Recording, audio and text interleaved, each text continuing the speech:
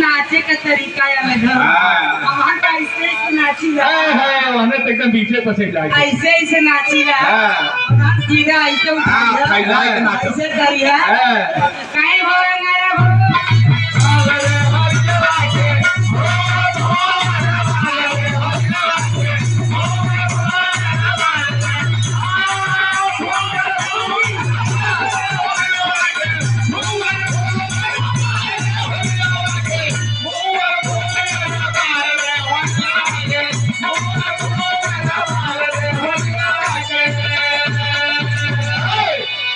ऐसी नाचल एकदम सही नकल उतारे और एक कैसे नहीं निकल रही एक का उतार नहीं पाओ का बच्ची हाँ दोनों उठा के तो भी देखते हैं हां हाँ क्या समझ ला का उठाओ थने हाँ उठा के तो देसन का करवाया दोनों पैसा मिल गया ना दे कहीं ना चाहे तो उठा तो दे वो मालिक तो देते ना लोग भाग